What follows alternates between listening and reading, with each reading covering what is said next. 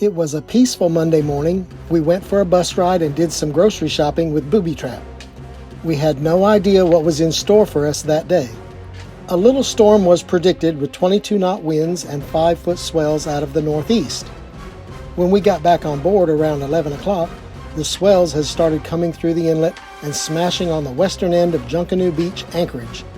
We were pretty far inside on the eastern end of the bay, safe, we thought.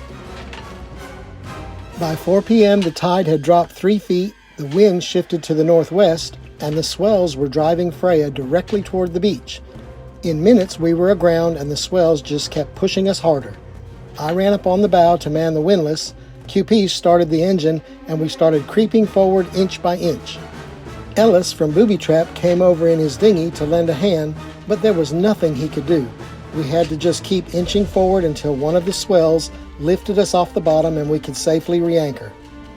We finally floated free and moved out into the bay. There was no space left to anchor on the eastern side. We tried anchoring on the western side, but it was far too rough. We decided to go past the cruise ship dock and anchor in Nassau Harbor. Freya was a mess inside, and we were still way too worked up to sleep, but we were safe.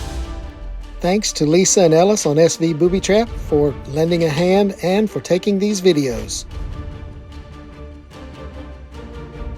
It's about 30 more minutes before dead low tide, somewhere around low tide right now. So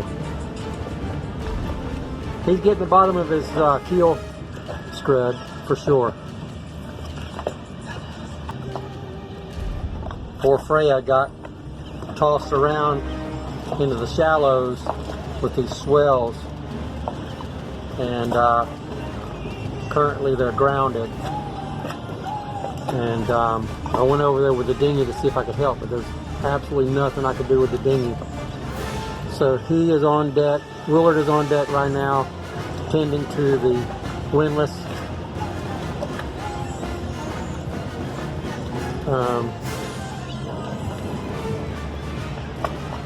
Poor QP's frightened to death.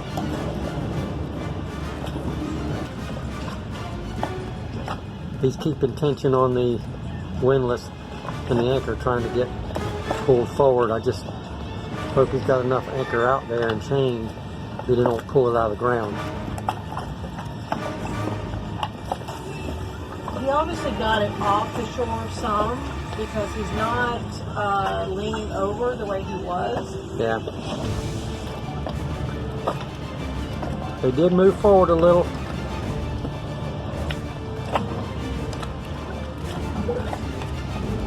Willard is not giving up. He's